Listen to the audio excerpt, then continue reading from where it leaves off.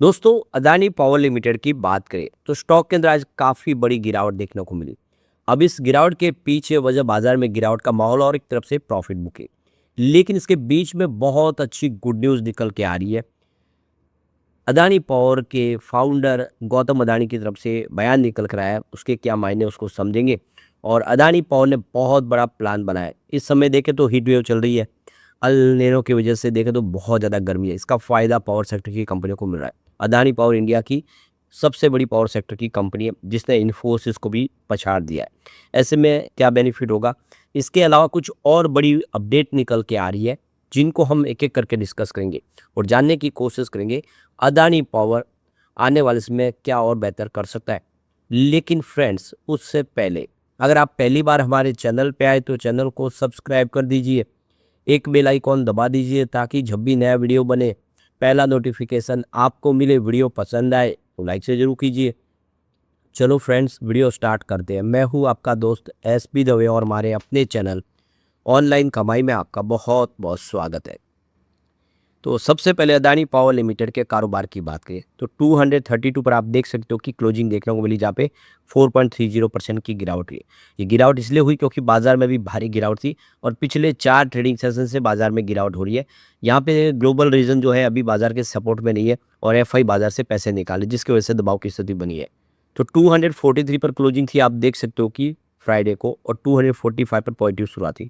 पर यही दिन भर का ही बना, यहाँ से गिरावट का सिलसिला शुरू हो गया और 231 का लो बन गया। तो काफ़ी ज़्यादा दबाव की स्थिति बनी। तो 105 इसका 52 वीक का लो है, लेकिन हाई 254 का है और आज भी 245 तक गया था। तो फिलहाल स्टॉक अगर आप देखेंगे तो अपने 52 वीक के हाई के आसपास है। काफ़ी बेहतर किया और तेज़ी से दौड़ रहा है। अब हम मार्केट कैप के लिहाज से 4 लाख करोड़ के ऊपर की कंपनी बन गई है। तो काफ़ी वैल्यूबल कंपनी, अदानी ग्रुप की सबसे मजबूत कंपनी और सबसे ज़्यादा वैल्यूबल कंपनी बन चुकी है। अब यहाँ पे देखें तो अदानी पावर ने पूरी तैयारी कर ली है। जो इस समय पावर डिमांड बढ़ रही है, उसको लेकर इन्होंने कमर कस ली है। तो देखिए, लास्ट 40 से 45 दिन में अगर आप देखें तो कंपनी के जो पावर प्लांट है, वो अपनी जो उनकी लोड फैक्टर्स कैपेसिटी वो 77% के आसपास है। जो नेशनल थर्मल एवरेज जो है पावर प्लांट की, वो 65% उससे कहीं ज़्यादा है। यानी दूसरे जो पावर प्लांट है उसके मुकाबले इनके पावर प्लांट बहुत अच्छा काम कर रहे हैं। प्लांट की जो अवेलेबिलिटी इस समय देखें तो वो 96% के आसपास है। तो पूरी क्षमता से काम करे अदानी पावर और इसका फ़ायदा इनके रिवेन्यू में होगा। तो इस समय हीट वेव चल रही है और आप देखिए इसमें अदानी पावर ने पूरी कमर कस ली है। जितनी पावर कंजम्पशन है उसका पूरा का पूरा इन्होंने इंतजाम कर लिया। तो करीब 12 जो पावर प्लांट है वो फुली तरीके से यहाँ पे काम कर रहे हैं, चौबीसों घंटे बिजली का निर्माण करें ताकि जो पीक डिमांड है उसको सपोर्ट किया जा सके। तो अभी रिसेंटली जो पीक डिमांड है वो 272 गीगावाट के आसपास रही है। थर्मल पावर प्लांट ने यहाँ पे देखिए इसमें 72% का अपना योगदान प्ले किया है डिमांड के हिसाब से। और बाकी इसमें आप देखें तो कंट्रीब्यूशन देखें तो 17 गीगावाट का नेशनल ग्रिड का है और जो 6.4% रिप्रेजेंट करे टोटल कंट्री की पीक डिमांड का, और 3% टोटल इंस्टॉलेशन कैपेसिटी इसमें देखने को मिल रही है। तो टेम्परेचर देखें तो 40 डिग्री सेल्सियस से ऊपर चल रहा है और कहीं कहीं पे तो इससे भी बहुत ज़्यादा है। ऐसे में आप देखें तो बिजली की खपत तो बढ़ेगी और जो कूलिंग इक्विपमेंट है उनका इस्तेमाल ज़्यादा हो रहा है, जिसकी वजह से बिजली की खपत लगातार बढ़ रही है। अदानी पावर जो बांग्लादेश के लिए भी 10% अपनी पावर सप्लाई की डिमांड को पूरा करे अपने गोडा पावर प्लांट के माध्यम से। तो ये क्रॉस बॉर्डर पावर फैसिलिटी इन्होंने जो शुरू की है, जिसके माध्यम से नेबर कंट्री में भी सप्लाई करें बिजली। अदानी पावर की बात करें, इस समय लार्जेस्ट पावर सेक्टर का एक सबसे बड़े पावर प्लांट का एक बड़ा आप देखें जॉइंट ग्रुप है और दूसरी की कंपनी में सरकारी कंपनियों के मुकाबले में इसका बड़ा पोर्टफोलियो। तो करीब $22 बिलियन का ये एक बड़ा एक मजबूत ग्रुप है। और टोटल जनरेशन कैपेसिटी देखें तो यहाँ पे कंपनी की 42 गीगावाट तक लेके जाने की उम्मीद है इनकी 2031-32 तक।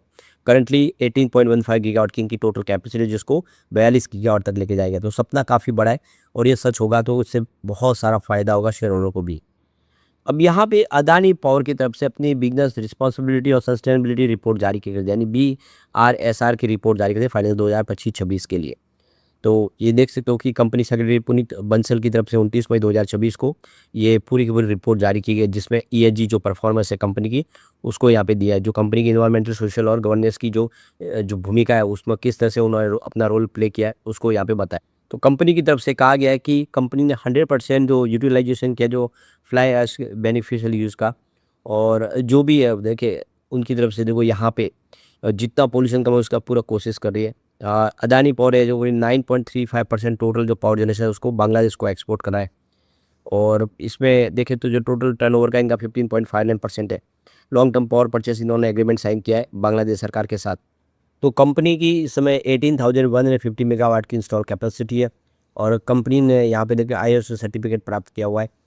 तो देख सकिए कंपनी जो है अपनी बिजनेस में देखिए हेल्थ सेफ्टी के ऊपर खास फोकस करता है, जिसकी वजह से इनकी जो देखिए इमेज काफ़ी अच्छी। कंपनी के वर्कफोर्स की बात करें, टोटल वर्कफोर्स जो है 25,634 की है, जिसमें यहाँ पे देख सकते हो कि 5,780 जो है एम्प्लॉयज़ है और दूसरे 19,854 वर्कर है।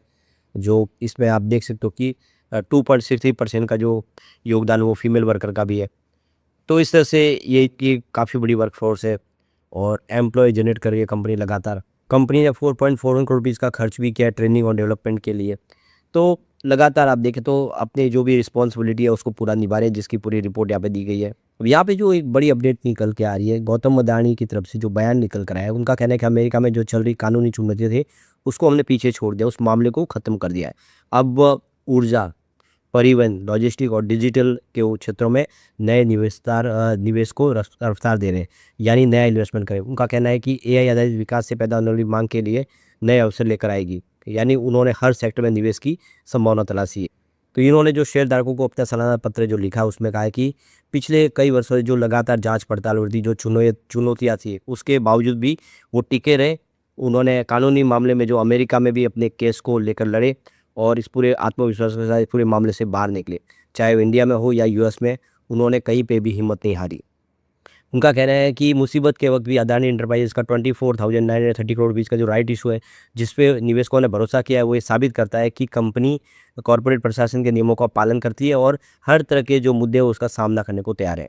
तो इस समय जो जियोपॉलिटिकल टेंशन चले, जिसकी वजह से देखें तो इस समय स्पेशली देखिए पावर सेक्टर में और सुरक्षा में नई चुनौतियाँ खड़ी है और यहाँ पे देख सकते हो कि एक बहुत सारी संभावना भी दिख रही है। तो कंपनी इस समय देखिए समूह ऊर्जा, परिवहन, लॉजिस्टिक और यूटिलिटी पे काफ़ी सारा निवेश करे, लगातार इन्वेस्टमेंट बढ़ा रहे। तो एक तरह से देख सकते हो कि इन सारी कंपनियों में आने वाले समय एक संभावना बनेगी। भले ही आप देखें बहुत सारी आलोचना हुई है अदानी ग्रुप की, लेकिन अदानी ग्रुप देश के लिए काफ़ी कुछ कर रहा है।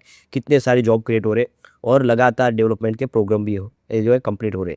अदानी ग्रुप का कहना है कि AI के पहले ऊर्जा बहना जरूरी है, यानी उनका कहना है कि अगर AI टेक्नोलॉजी को आगे लेके चलना है तो उसके लिए पावर की ज़रूरत होगी, क्योंकि डेटा सेंटर हो या उसके लिए आप देखें हर तरह की बिजली उत्पादन में नेटवर्क का इस्तेमाल होता है और जगह पे आप देखें हर तरह की AI जो है बिना पावर के चल नहीं सकती।